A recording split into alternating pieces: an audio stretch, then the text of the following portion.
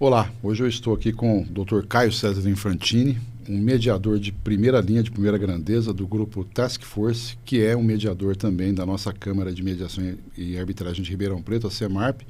Muito nos honra a sua presença aqui, Dr. Caio, por ter nos prestigiado exclusivamente pela sua vinda aqui na nossa inauguração hoje, dia 9 de abril, e nos deixou muito sensibilizados com esse seu tempo, né, sua dedicação e essa aproximação que está acontecendo aqui da sua pessoa, do Grupo Task Force, a Maria Rita Neder, e todos eles lá. Um especial abraço aí para o Adolfo Braga também, que eu tenho muita admiração.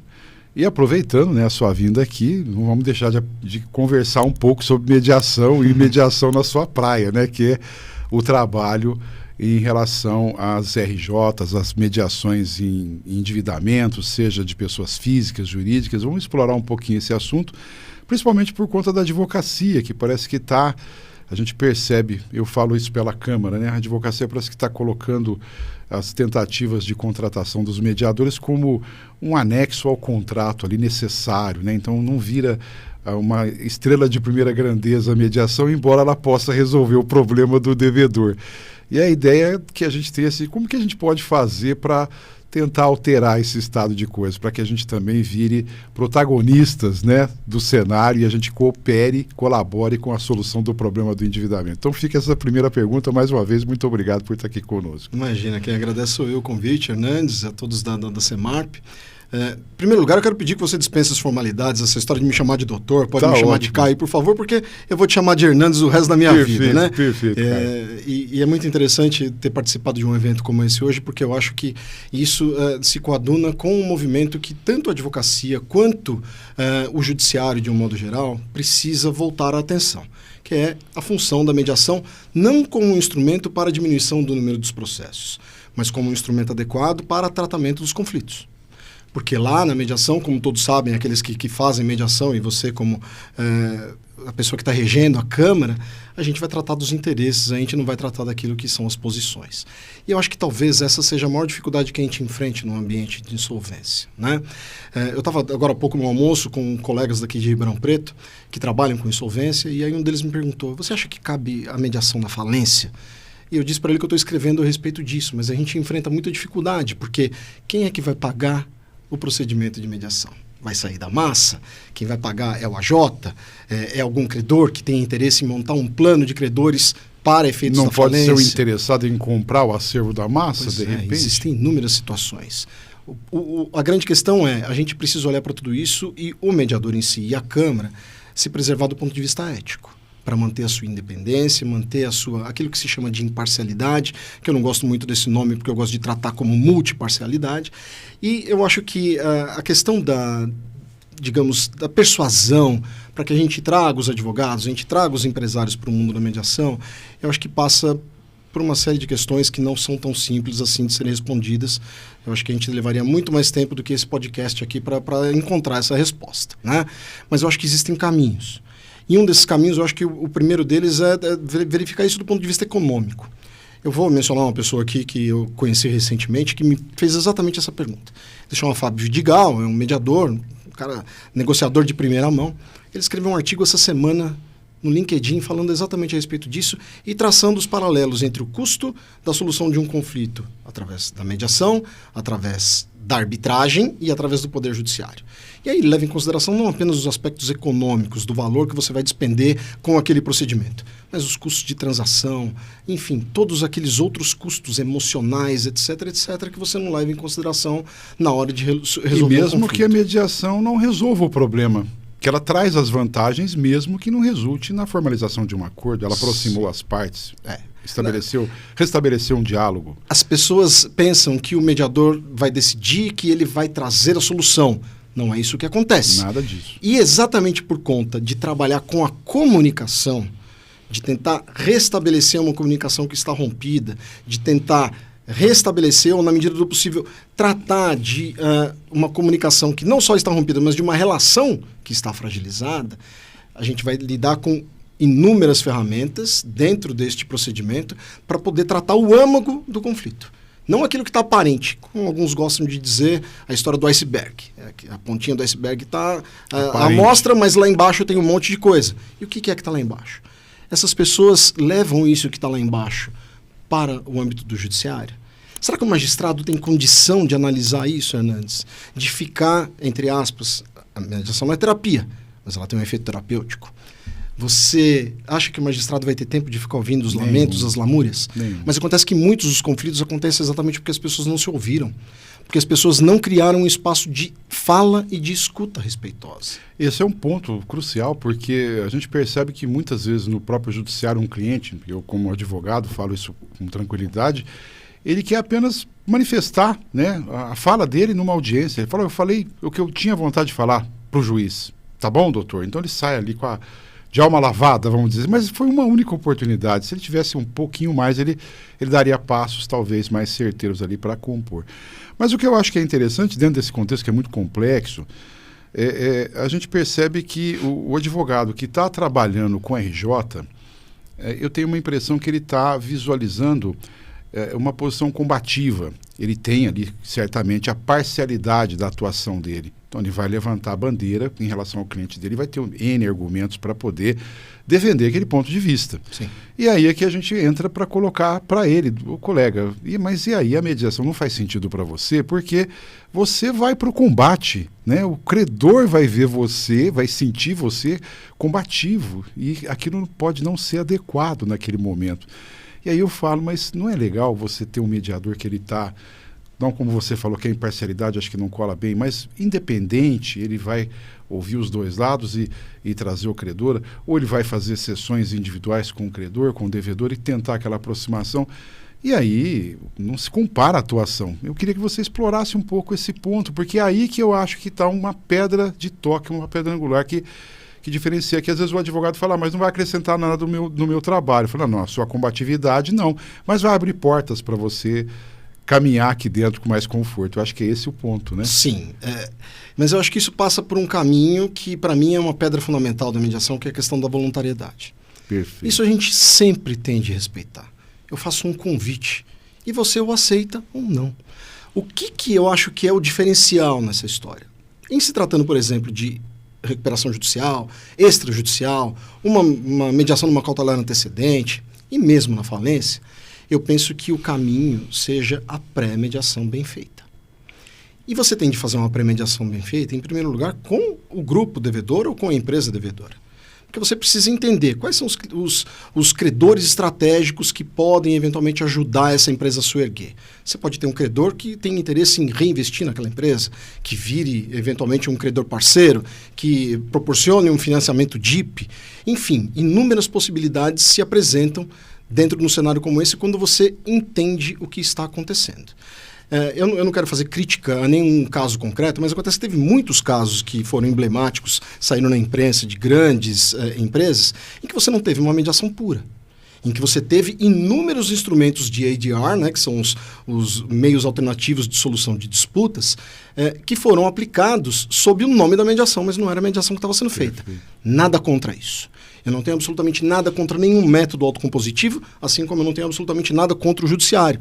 Eu acho que são sistemas que convivem harmoniosamente e um tem de complementar aquilo que o outro não entrega. O ponto é, se você faz uma boa pré-mediação com a empresa devedora, entende os números que eles vão trazer para você, os balanços, demonstração do resultado do exercício, verificar qual é o grau de endividamento, onde que está esse endividamento, qual é a repercussão que os créditos não sujeitos vai gerar na negociação dentro do procedimento que você vai atuar. Tudo isso precisa ser mapeado. Precisa ser mapeado para quê? Para que eu saiba em que terreno que eu vou pisar. E mais do que isso, a partir do terreno em que eu vou pisar, eu tenho esta consciência, aí eu vou ouvir os credores para entender o que é que eles querem. O que vocês estão buscando? Então, no momento em que eu estabeleço esse diálogo intermediado, sem que um ouça o que o outro está dizendo, eu consigo traçar um plano estratégico na minha cabeça de como aquela mediação vai transcorrer e eu proponho isso para as partes. E na maioria das vezes eles aceitam. Então, eu vou te dar um exemplo. Eu estou trabalhando agora num caso que não é um caso muito grande, é um caso que deve ter aproximadamente 60 credores, né? E desses 60 credores nós temos 38 credores trabalhistas. nós disparamos através de uma outra câmara, não foi através da Semarp, todos sabem, né? A gente tem a liberdade de trabalhar em inúmeras câmaras, né? Sempre com essa independência e com essa responsabilidade daquilo que a gente faz. E lá nós disparamos convite para 38 credores trabalhistas. E depois dos trabalhistas, a empresa disse, olha, nós gostaríamos de conversar com os credores financeiros depois dos trabalhistas. E a gente foi separando em grupos para fazer as pré-mediações, que tem gente que acha que não deveriam ser feitas individualmente. Ou melhor, deveriam ser feitas individualmente. Eu particularmente acho que fica muito difícil, infactível você fazer 60 sessões de pré-mediação, né? Então eu reúno em grupos que têm interesses homogêneos, né? De acordo com... Já é uma metodologia própria, que você consegue tirar resultados dela. Que o próprio devedor vai trazer para mim, olha, eu acho que o caminho é esse. E aí a gente analisa junto se aquele de fato é o melhor, ou se não é o melhor caminho que a gente vai trilhar. A partir disso, só para te contextualizar, foram disparados os convites dos credores financeiros. Por enquanto, nós tivemos adesão de 100% dos credores para participar da pré-mediação. Olha só. E aí o que acontece? Essa oportunidade que eu peço, que você que está envolvido num conflito, independente de ser um conflito que envolva a insolvência, em qualquer situação, dê uma oportunidade para o mediador mostrar a metodologia. Vamos ouvir, pelo menos, vamos ouvir. Eu não tenho nada a perder, né? Já o meu crédito já está lá, se houver a falência, posso não receber, posso receber um valor menor, que a massa não tem força para pagar, mas vamos ouvir, de repente eu consigo fazer alguma coisa ali melhor do que isso que está se instalando. Agora, eu me fico numa curiosidade com relação à categorização dos credores, né? Que trabalhistas, financeiros, eu tenho a impressão que bancos, por exemplo, eles trabalham de uma forma mais fria, vamos dizer assim, né? O mercado financeiro, como ele é, já emprestei o dinheiro, o risco meu não foi bem avaliado, e ali eu tive um problema, agora eu sei como eu tento recuperar isso aqui. Mas eu fico imaginando aquele credor pessoal, aquele sujeito que era amigo lá do devedor, né? Se posicionava assim, de repente ele se sente traído, leva para o lado pessoal. Como é que fica um negócio desse aí? Não é, a gente fica olhando assim, será que não dá certo uma mediação? Ou faz o que a gente ouve dizer, a comediação, para poder quebrar aquela barreira com aquele credor que está assim, resistindo heroicamente a todos os convites? Eu não quero conversar com ele, pensava que fosse meu amigo e me passou a perna, me deixou para trás. Será que uma comediação cabe num ambiente desse? O que você fala? Eu particularmente acho que a comediação é absolutamente recomendável em qualquer circunstância. Se eu tiver a condição de custear a comediação, ela sempre vai ter preferência. Eu vou te trazer um exemplo da equipe que hoje está compondo a sua Câmara, dos mediadores que estão lá. Nós trabalhamos no início do ano passado, num caso, em São Paulo, em 4 mediadores. Naquele caso específico, nós trabalhamos os 4 em todas as mediações. Só que somente um aparecia. E somente aquele que aparecia era remunerado por aquela sessão. Tá. Os outros 3 trabalhavam em todas para que a gente entendesse, dentro daquele contexto, como que as negociações estão transcorrendo, para a gente poder fazer uma análise crítica da postura da devedora, né? Então, a comediação ela sempre traz 2 olhares, no mínimo, diferentes a respeito da circunstância, e isso agrega demais ao trabalho, tá? Você perguntou dos credores financeiros. Neste caso que eu estou te relatando, que inclusive a Maria Rita estava trabalhando com a gente, nós tínhamos, não me lembro agora se 18 ou 20 credores. Desses, eram só credores financeiros, mas nós tínhamos vários fundos. E existia uma relação entre o dono da empresa e os administradores dos fundos. Olha só. Então você trouxe um componente de uma inadimplência, de alguém que, entre aspas, violou uma confiança que lhe foi outorgada, que está me dando um calote, e agora eu tenho de negociar com esse cara que é meu amigo, e eu tenho um crédito ali para receber. Eu não confio mais nele. E eu tenho de prestar contas para os condôminos do fundo, etc, Perfeito. etc. Foi uma situação, assim, enriquecedora, Hernandes. Por quê? Porque a gente conseguiu trabalhar os aspectos pessoais e os aspectos objetivos. E essa é a grande riqueza da mediação. Por quê? Porque por trás de todo CNPJ existe um CPF. Eu costumo dizer isso sempre. Perfeito. Nós sempre estaremos lidando com pessoas. E, em muitos casos, você tem, inclusive, conflito de agência entre o representante da pessoa jurídica que está participando e o interesse da própria pessoa jurídica. Vou te dar um exemplo. Aquele crédito foi tomado na minha agência, eu sou o gerente, e isso está diminuindo o meu rating dentro do banco, para fins de promoção, para fins de participação em resultados e lucros, etc, etc. Como é que você traz esse cara para negociar? É difícil, porque ele vem todo armado querendo receber o crédito, porque o pescoço dele está na corda, como se diz, né? Então, tudo isso tem que ser trabalhado com muito cuidado, com muita conversa, com muita escuta, de tentar entender daquela pessoa o que é que está por trás daquilo, porque os grandes conflitos que nós temos enfrentado, eles têm sido, basicamente, entre sócios da empresa que está em dificuldade, entre a empresa que tem um crédito para receber e a pessoa que está representando aquela empresa. E isso tem ficado muito evidente, Hernandes, quando nós temos casos em que os créditos são submetidos à apreciação do Departamento de Special Situations das instituições financeiras. Vêm equipes muito preparadas, pessoas que sabem negociar, que entendem do negócio da empresa que está em dificuldade. Perfeito. E que trazem um mapeamento de quais as possibilidades que nós temos. Isso revela o quê? Revela que, em primeiro lugar, o advogado não pode vir, nem o negociador, posicionado. Ele tem de vir pensando que o outro é a parte da solução e não a parte do problema. E que eu tenho de pensar de uma maneira criativa como encontrar uma saída para aquilo.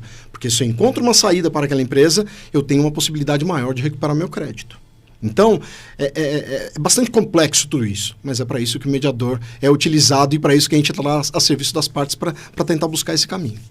E o que é interessante, a gente percebe, é que também tem um assunto que eu acho que tem a ver com isso, que o advogado que está contratando o serviço com o devedor, ele está lá envolvido naquela jornada do guerreiro, vamos dizer assim, do herói, e de fazer um bom contrato, ser bem remunerado, é claro, receber seus honorários, defender os interesses desse cliente e, de repente, ele fala, mas pode ter um custo aqui a mais. Será que isso é um custo mesmo? A gente fala até em investimento, a gente estava conversando sobre isso, banalização do investimento. Será que isso é investimento? Como que vai ser tratado? Como que você enxerga isso no caso da gente colocar mais algum ingrediente financeiro, que não é um ingrediente pesado no contexto, né, que pode trazer a solução do problema? Será que isso pode ser mudado a visão do advogado, que ele fica olhando e fala, mas eu tive todo o trabalho para fechar o contrato, agora eu vou colocar uma câmara, um mediador, vai aumentar o custo, como é que eu passo isso para o cliente? Será que não é melhor ele, antes de fazer alguma coisa, ele ter essa visão? Existem as câmaras, as mediações, eu tenho que considerar isso aqui também, fazendo um paradigma, como um médico, um cirurgião, falou, eu tenho que considerar que tem um anestesista, eu tenho um instrumentador, eu tenho equipe que vai montar a sala de cirurgia, quer dizer, não é só o cirurgião que vai estar lá, não é só o advogado que vai pilotar a RJ. Então, como é que você enxerga isso? Como é que a gente transforma isso para a advocacia olhar a Câmara e os mediadores como parceiros de um bom negócio? Isso passa por uma coisa que eu já escrevi a respeito junto com a Débora Sundfeld, que é a questão da boa-fé.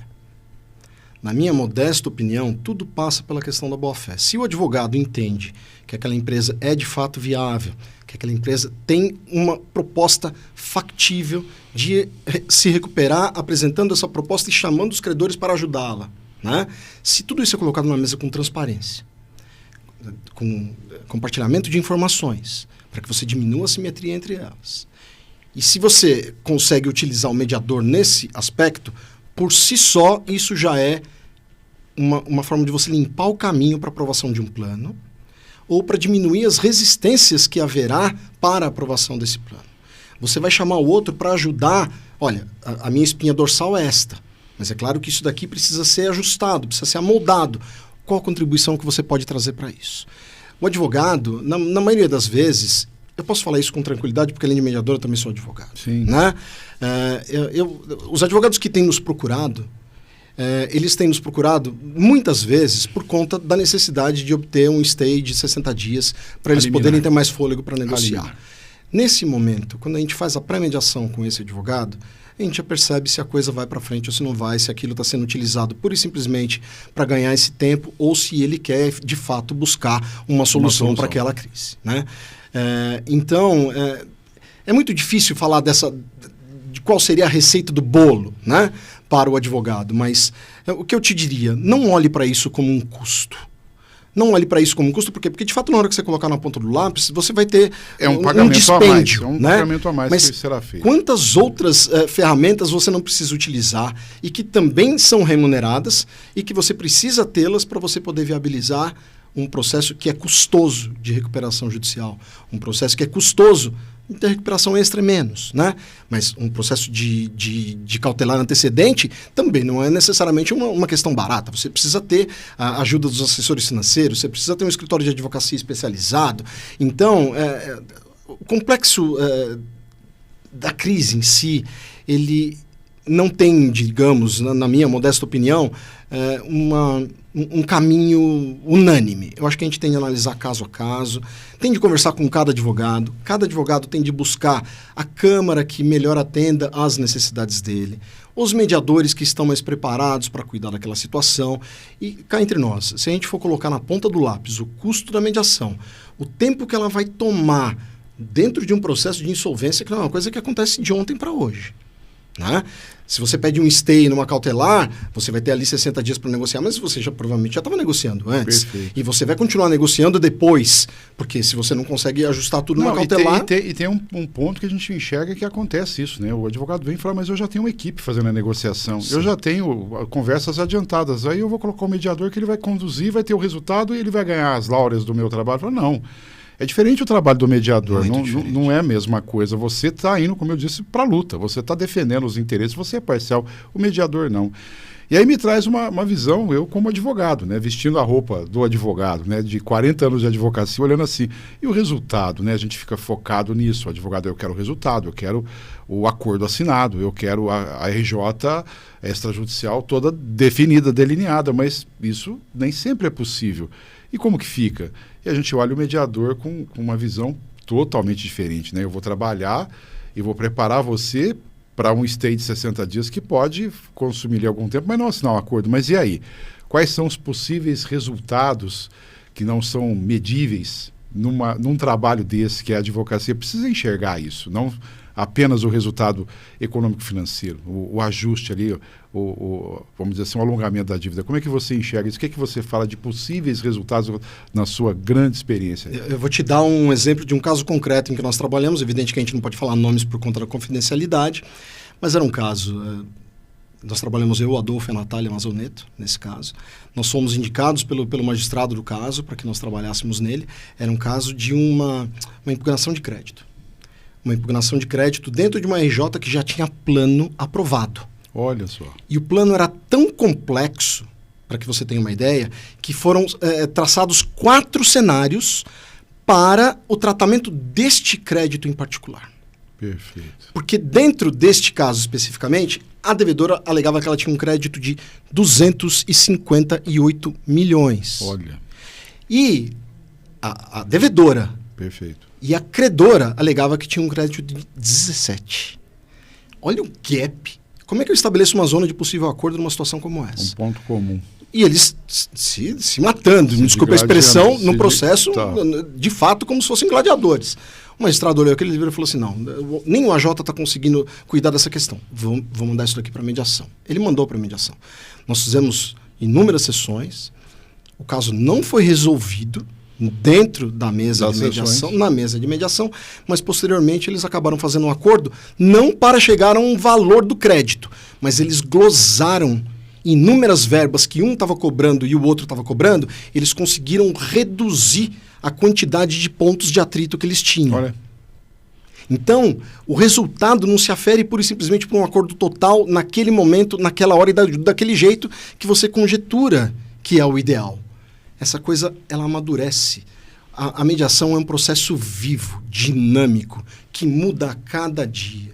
Por isso que é importante que ela tenha ritmo, que as pessoas tenham um comprometimento com o procedimento.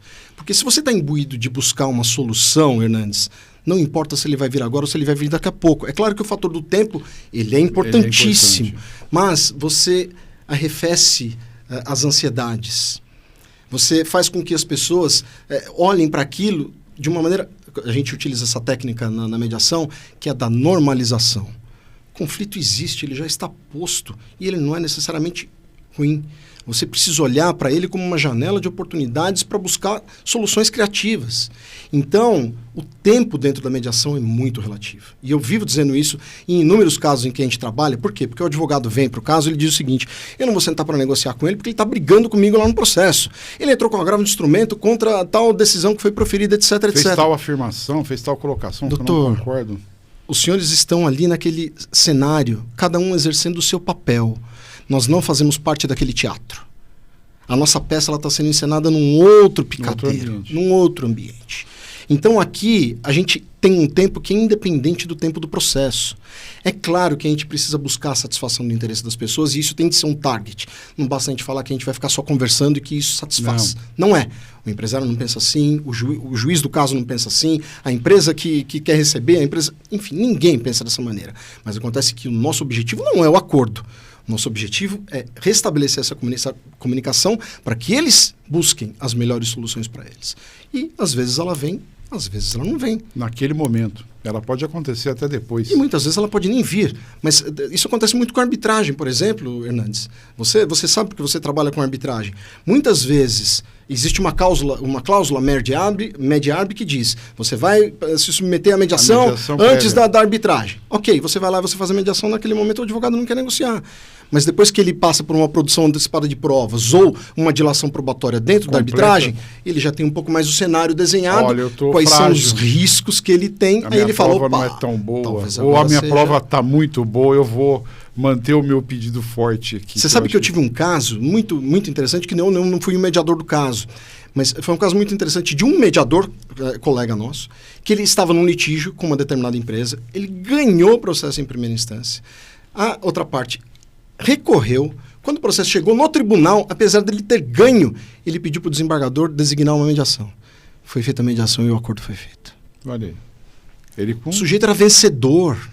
Sabendo que no judiciário, né, tendo o recurso, pode haver uma guinada e ele perder tudo lá. Né? Então, de repente, ele olha e fala: tem uma fragilidade aqui da sentença que eu acho que vai derrubar. O recurso da parte contrária está bem feito. Tem uma prova ali que derruba meu argumento. Isso é a advocacia, vamos dizer assim, mais consciente, estratégica. Não é aquela advocacia inconsequente, falar: eu vou empurrar com a barriga. E tem um detalhe desse caso em particular. É tão estratégico que ele trabalhou com a questão do tempo do processo parado. Quanto tempo que esse dinheiro que eu deixei de receber agora vai... o fator do tempo, eu me esqueci do termo econômico agora, quanto esse dinheiro vai representar no momento em que eu vier a recebê-lo. Então eu vou antecipar esse recebimento agora, ainda que eu receba um pouco menos do que aquilo que eu teria direito. Então assim, a gente precisa pensar com uma visão sem antolhos. A gente precisa ampliar a nossa visão e perceber que num caso como esse, o tempo da mediação poderia representar um atraso, o custo dela poderia representar uma oneração, e foi exatamente o contrário que aconteceu. E tempo é uma coisa que não se recupera. Tem até uma obra, acho que é do Eduardo Gianetti, que chama, parece que é o valor ou o preço do amanhã, que é como surgiram aí as cobranças de juros na sociedade desde os tempos primórdios. E é muito interessante isso, porque eu tenho uma questão que é o preço da oportunidade. Né? Exato. O processo que fica se prolongando, quantas oportunidades eu não perdi durante aquele caminho que eu tracei para aquilo, com toda a estratégia jurídica. Né? É muito interessante. Agora eu vejo assim, a gente tem assunto, como a gente está vendo, para conversar a tarde toda. Mais uma vez fico muito feliz com a sua presença, da Maria Rita aqui, do pessoal do Task Force. Queria continuar essa conversa com você por mais um tempo e nós vamos ter oportunidades com certeza, e se você nos permitir, com essa liberdade que a gente está tendo, como traçando um caminho até de verdadeiros amigos, assim, fico muito feliz. Mas a gente tem um tempo aqui também que nos desconforta pela medida dele. Eu quero assim, pedir para você alguma consideração que você gostaria de fazer com relação a esse tema, que é tão vamos dizer assim, tão íntimo seu, tão fácil de tratar, né, com maestria, com toda a desenvoltura. O que você deixa de, vamos dizer assim, de uma mensagem para a advocacia que trabalha lá na RJ, esses escritórios especializados do conjunto de mediadores que a gente tem lá na Câmara, que é capitaneado aí por você, se a gente pode falar isso, né, que você é o mais próximo da gente nesse sentido, né, por isso. Olha, o que eu teria a dizer é o seguinte: a gente na Faculdade de Direito, a gente estuda 5 anos para brigar. E a gente tem uma cultura ainda, por incrível que pareça, apesar da lei de 2005 ter mudado totalmente o paradigma do sistema de insolvência, trazendo a negociação para isso, uma coisa que antes era considerada crime, né? Tem muita gente que ainda não conseguiu entender em que lugar se encontra para fins de negociação e sorgimento da empresa. Então, não olhe o mediador como um custo, como um inimigo. O AJ, o magistrado, o advogado, todos, nós precisamos entender que estamos todos do mesmo lado, o lado da busca da solução. A gente não pode ser advogado de litígio, de litigar por litigar. Respeito todos os advogados que são litigantes e que assumem essa postura. Perfeito. Precisamos deles, mas existem outros caminhos e esses caminhos convivem harmoniosamente. Vamos dar uma oportunidade para os meios dialógicos para a gente poder implementar de fato e realizar o escopo da lei, que é o de conversar para resolver. E o custo, vamos dizer disso, é muito pequeno no contexto, sem sombra de dúvida. Então fica esse recado para toda a advocacia. Obrigado mais uma vez pela sua presença, pela sua gentileza de estar aqui conosco gravando esse podcast. E eu espero que a nossa audiência aí acompanhe essas postagens, esses conteúdos, e a gente vai trazer mais desse nível para cima. O desafio é esse, ter pessoas do porte, do nível do Caio, do grupo do Task Force e do pessoal que está com a gente na nossa plataforma lá, na nossa CEMAR, que está com a sede novinha lá em Folha, aberta para toda a advocacia frequentar, participar, e aguarde aqui, a gente vai ter convites para vocês. Até breve, muito obrigado. Obrigado, Caio, mais uma vez. Eu que agradeço, e não deixem de prestigiar os próximos, que eu tenho certeza que serão melhores do que o de hoje. Modéstia sua. Um forte abraço e muito obrigado, Hernandes. Obrigado você, Caio, mais uma vez pela gentileza, viu? Não tem dinheiro que pague isso. É verdade.